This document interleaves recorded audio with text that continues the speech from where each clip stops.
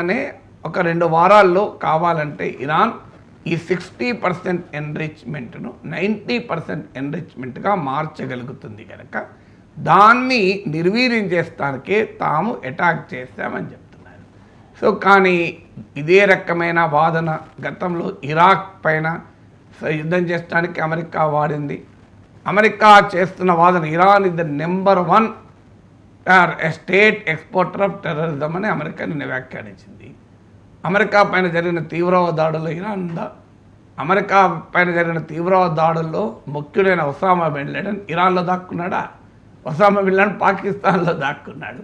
మనకందరికీ తెలిసింది Pakistan is the number 1 state sponsor of terrorism.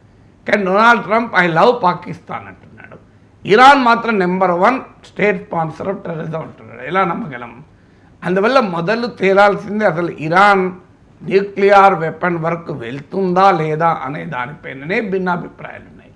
ఒకవేళ వెళ్తుంది అన్నప్పుడు ఇప్పుడు అమెరికా జరిపిన ఈ దాడులు వెళ్లకుండా నిర్వీర్యం చేయగలవా అనే క్వశ్చన్ నెక్స్ట్ వస్తుంది. దీనిపైన కూడా గ్లోబల్ ఎక్స్పర్ట్స్ భిన్నమైన అంచనాలు ఉన్నాయి. కొంతమంది చెప్పేది ఏంటంటే ఇది ఆల్రెడీ జూన్ 13th రోజు ఈ ఇజ్రాయెల్ అటాక్స్ మొదలైనాయి. జూన్ 13th అటాక్ మొదలయ్యాకనే నటాంజ్ అణుక్షేత్రం పైన ఇజ్రాయిలే దాడి చేసింది ఫస్ట్. అమెరికా దాడి చేయాలని నెతన్యాహు అడుగుతూనే ఉన్నాడు. Trump I may or may not attack Iran అని అంటూనే ఉన్నాడు. ట్రంప్ ప్రచార సమయంలోనే ఇరాన్ న్యూక్లియర్ ఫెసిలిటీస్ని అటాక్ చేయాలని కూడా అడిగాడు. బైడెన్ ఒప్పుకుంటలేడు, నేను ప్రెసిడెంట్గా ఉంటే న్యూక్లియర్ ఫెసిలిటీస్ అంతం చేస్తా అన్నాడు. అని ఎప్పుడు అటాక్ చేశాడు? సండే, అంటే 22nd మార్నింగ్ అటాక్ స్టార్ట్ అయింది. అంటే ఈ 9 డేస్లో ఇరాన్ కామ్గా ఉంటుందా? ఇరాన్కి అర్థమవుతలేదా? మనకే అర్థమైనప్పుడు. సో ఇరాన్కు ఆ సమాచారం ఉండదా అమెరికా అటాక్ చేస్తుంది అని?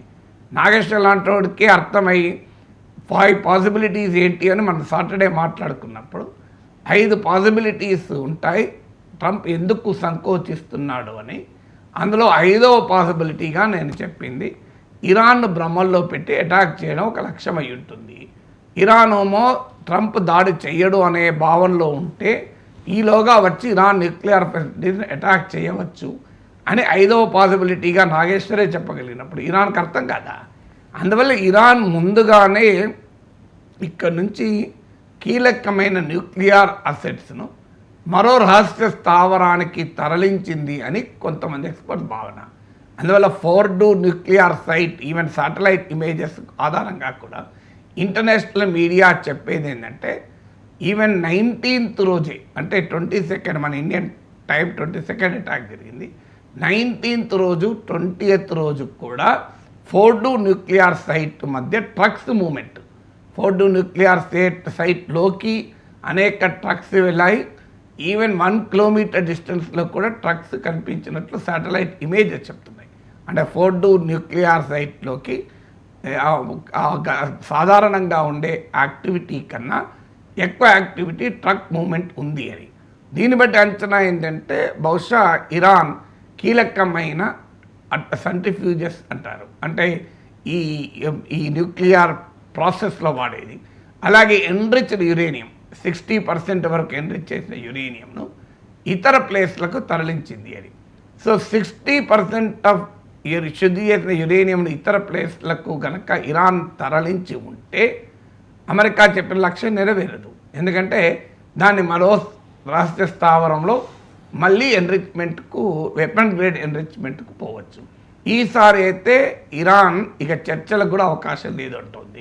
ఇప్పుడు అమెరికా దాడి తర్వాత ఇరాన్ ఇక అణుబాంబు తయారీ గతంలో అటువైపు వెళ్ళకపోయినా ఇప్పుడు ఖచ్చితంగా వెళ్తుంది. ఎందుకంటే ఇరాన్కి అర్థమైంది అణుబాంబు ఉంటే తనను ముట్టుకోరని. ఎందుకంటే నార్త్ కొరియాను ముట్టుకుంటలేడు కదా. కిమ్ పైన ఇంత మాట్లాడినా సింగపూర్కి వెళ్ళి కిమ్తో కరచాలనం చేశాడు ట్రంప్ తప్ప మాట్లాడతలేడు కదా. పాకిస్తాన్ విషయంలో అసీం మునీర్కి ఎక్కలేని గౌరవం ఇచ్చాడు కదా. సో నార్త్ కొరియా పాకిస్తాన్ల అనుభవం చూశాక ఇరాన్కి ఏమనిపిస్తుంది, నా దగ్గర కూడా అణుబాంబులు ఉంటే అమెరికా జోలికి రాదు అని. అంతకుముందు అణుబాంబులు తయారు చేశారు అని అమెరికా చేసే ప్రయత్నంలో ఉన్నారని అమెరికా అంది. మేము చేయడం లేదని ఇరాన్ అంది. నేను అమెరికా వాదన, ఇరాన్ వాదన దేన్ని ధృవీకరించడం లేదు. కానీ ఒకవేళ గతంలో చేయకపోయినా ఇప్పుడు మాత్రం చేస్తారు.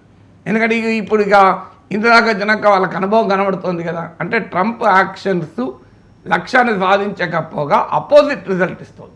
అంటే ఇరాన్ అణుబాంబు తయారు చేయకుండా ఆపుతానని దాడి చేసింది, వాస్తవంగా ఇరాన్ అణుబాంబు తయారీకి కారణమవుతుంది.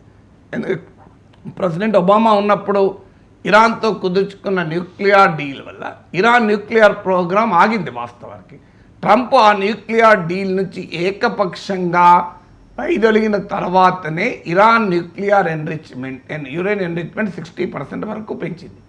అందువల్ల ఇప్పుడు ఈ దాడితో ఇక ఇరాన్ ఎవరి మాట వినే ప్రసక్తే ఉండదు.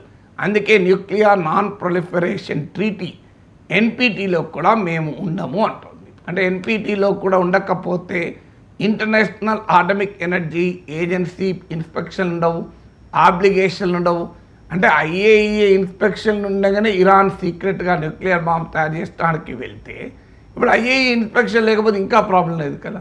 ఈలోగా రష్యన్ మాజీ president, Russian security council member, president పుటిన్కు సన్నిహితుడైనటువంటి డిమిట్రీ మెద్వెదేవ్ అయితే అనేక దేశాలు ఇరాన్కు న్యూక్లియర్ ఆయుధాలు ఇస్తుంది అని కూడా వ్యాఖ్యానించారు. అందువల్ల ఇప్పుడు ట్రంప్ ఎలక్షన్ సాధించినట్లు ఇరాన్ అణు కార్యక్రమాన్ని ఏమైనా బ్రేక్ చేశాడా? ఇంకా వాస్తవానికి పెంచడమే కాదు, దీని ఇంప్లికేషన్స్ ఏంటంటే, ఒకటి ట్రంప్ను ఇక ఎవరు నమ్మరు. ఎందుకంటే ట్రంప్ ఒకవైపు 6 రౌండ్లు చర్చలు జరుగుతుండగా ఇరాన్ పైన అటాక్ చేశాడు. ఇరాన్ అమెరికా పైన ఏ దాడి చేయలేదు.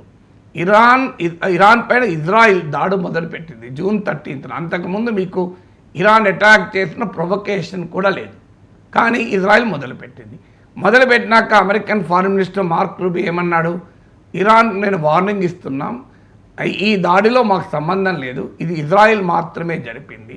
ఇరాన్ కానీ అమెరికన్ స్థావరాలను అటాక్ చేస్తే బీభత్సంగా అటాక్ చేస్తామని. కానీ ఇరాన్ అమెరికా స్థావరాలను అటాక్ చేయలేదు, ఓన్లీ ఇజ్రాయిల్ పైన అటాక్ చేసింది. అయినా అమెరికా ఎలాంటి ప్రొవొకేషన్ లేకుండా ఎక్కడా అమెరికా పైన ఇరాన్ అటాక్ చేయలేదు, వెళ్ళి ఇరాన్ న్యూక్లియర్ ఫెసిలిటీస్ని ధ్వంసం చేసింది. ఇక ఒకవైపు చర్చలు జరుగుతుండగా ఎన్పిటిలో మెంబర్గా ఉన్న అమెరికా అసెట్స్ పైన అటాక్ చేయకపోయినా అమెరికా దాడి చేసిన తర్వాత ప్రపంచంలో ఎవరైనా ట్రంప్ మాటల్ని ఇక నమ్ముతారా? సో ఇట్ హాస్ కూడా ఈవెన్ రేపు రష్యా యుక్రెయిన్ వార్ కూడా ఇది ఇంప్లికేషన్. రష్యా కూడా ట్రంప్ నమ్మదు ఇక.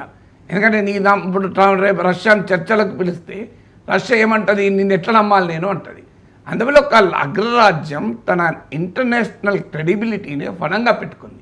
రెండోది ఏమవుతుంది, స్మాలర్ కంట్రీస్ కూడా ఇక అర్థమవుతుంది మనము రక్షించుకోవాలంటే అణుబాంబే మార్గము అని. ఎందుకంటే ఉక్రెయిన్ అణ్వస్త్రాలు వదులుకుంది, రష్యా దాడి చేసింది. నార్త్ కొరియా అణ్వస్త్రాలు కలిగి ఉన్నది, ట్రంప్ ముట్టుకోవడం లేదు.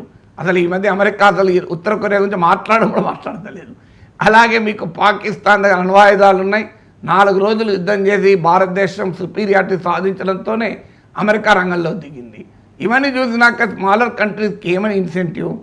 మనం కూడా అణ్వాయుధాలు తయారు చేస్తే తప్ప మార్గం లేదు అని. ఇది అణ్వస్త్ర వ్యాప్తికి కారణమవుతుంది. మీరు చూస్తూ ఉండండి, అమెరికా చర్యల వల్ల అణ్వస్త్రాలు పెరగటానికి అవకాశం ఉంటుంది. పోనీ ఇక్కడితో ఆగుతారా అంటే ఇప్పుడు ఏమంటోంది, రెజీమ్ చేంజ్ అని ఇజ్రాయెల్ అంటుంది. అంటే ఇరాన్లో ఉన్న అయతుల్లా అలీ ఖమైనీ నాయకత్వంలోని అధికార వ్యవస్థలు ధ్వంసం చేస్తాం.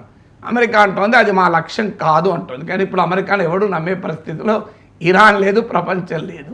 ఇప్పుడు రేపు గనక ఇరాన్లో ఉన్న ప్రభుత్వాన్ని కూడా అధికార వ్యవస్థల్ని కూడా రెజీమ్ చేంజ్ పేరిట మారుస్తే ఏం జరుగుతుంది? ఆఫ్ఘనిస్తాన్లో ఏం జరిగింది? అల్ ఖైదాను అంతం చేస్తాం, తాలిబాన్లను ఓడిస్తామంటూ అమెరికా యుద్ధం చేసి 20 ఏళ్ళ తర్వాత తాలిబాన్కి అధికారాన్ని ఇచ్చి అమెరికా తోకముడుచుకుని వెళ్ళిపోయింది. గతంలో వియత్నాం లాంటి చిన్న దేశం పైన యుద్ధం చేసి అమెరికా ఏమైంది? అవమానాలు ఎదుర్కొని వెళ్ళిపోయింది. మీకు ఇరాక్లో సద్దాం హుస్సేన్ చంపేసి 2011లో లిబియాలో కల్నల్ గడఫీని చంపేసింది. ఇప్పటి వరకు ఇరాక్, లిబియాలో రావణ కాష్టంగా రగులుతూనే ఉన్నాయి. అందువల్ల అమెరికా ఇలా రెజీమ్ చేంజ్తో ఇంటర్వ్యూన్ చేసిన ప్రతి దేశము మీకు అరాచక శక్తులకు కారణమైంది. ఇరాక్లోనైతే సద్దాం హుస్సేన్ అంతం చేశాక ఐసిస్ పుట్టి అమెరికాకు నిద్ర పట్టనివ్వలేదు. So Islamic state in Iraq and Syria ఇప్పుడు సిరియాలో బషర్ ప్రభుత్వం పడిపోయాక అల్ఖైదా మాజీ ఫైటర్ ప్రెసిడెంట్ అయ్యాడు. అందువల్ల అమెరికాకు అర్థం కావాల్సింది, ఒక మార్క్ రూబీ అంటాడు, the world is more safer and stable than 24 hours ago. 24 గంటల కన్నా ముందు అమెరికా మరింత సురక్షితంగా ఉంది, భద్రంగా ఉంది అని. ఎక్కడ ఇదే మాట ఇరాక్లో చెప్పారు, ఇదే మాట ఆఫ్ఘనిస్తాన్లో చెప్పారు, ఇదే మాట ఇరాన్లో చెప్తున్నారు. కానీ ఇరాక్ ఆఫ్ఘనిస్తాన్ అనుభవం మనకి ఏం చెప్తుంది? అందువల్ల ఏ లక్ష్యాన్ని ఇది సాధించింది అనేది చరిత్ర చెప్తుంది. ఇవాళ మీకు ఇమ్మీడియట్గా ఇరాన్ కొంత నష్టమైతే, భారీ నష్టాన్ని అయితే చవిచూసింది. తర్వాత ఏం జరుగుతుంది అనేది క్వశ్చన్ మార్క్గానే మిగిలిపోయింది.